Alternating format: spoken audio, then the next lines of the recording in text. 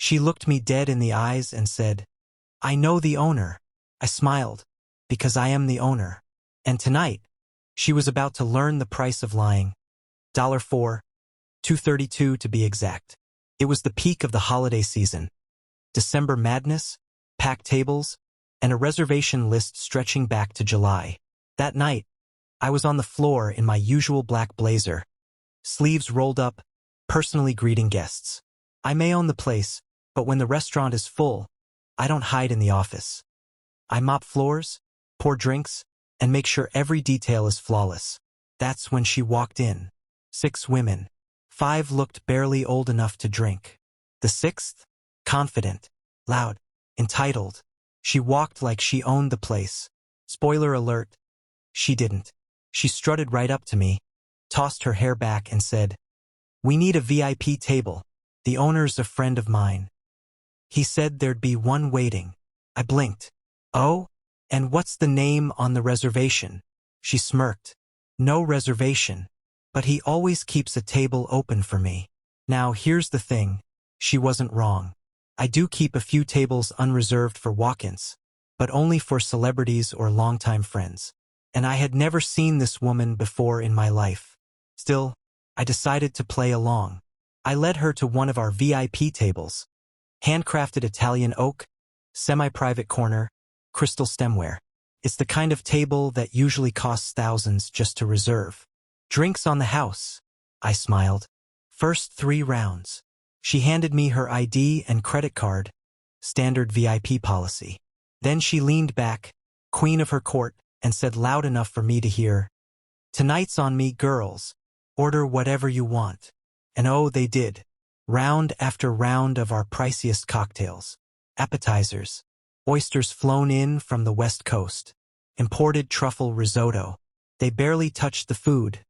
Too drunk by round 5 to notice what they ordered. But here's the part that flipped the switch for me. As I passed by to check on their table, I overheard one of them whisper, "Do you think his life feels meaningless? Being a waiter all day?"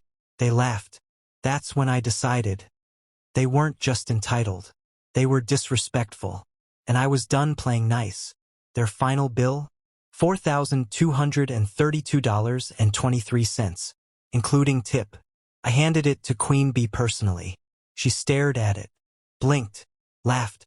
"This is a mistake, right?" I took the bill, pretended to double-check, and said, "Oh, you're right. Let me print the correct one." She looked relieved, until I handed her the same exact total. The color drained from her face. "Is this some kind of joke?" "No joke," I said calmly. "Everything's here minus the first 3 rounds, which were on me. The rest, you ordered." I saw panic flash in her eyes. She excused herself to the restroom, probably to cry or to cook up her next lie. 10 minutes later, she was back with fresh makeup and a fake text thread. She pulled out her phone and said, "Here, look." I texted the owner. He said the meal should be comped. The contact name? My restaurant's name, followed by owner. Cute. I clicked the contact info. It was obviously one of her friends, recently renamed. I gave her one last chance. "Want me to call this owner right now and confirm it?" She snapped, started screaming, demanding the bill be cut in half, threatening to leave bad reviews, insisting I didn't know how to run my own business. That's when I leaned in. "Listen closely. My grandfather built this restaurant from nothing. My parents grew it, and now I own it.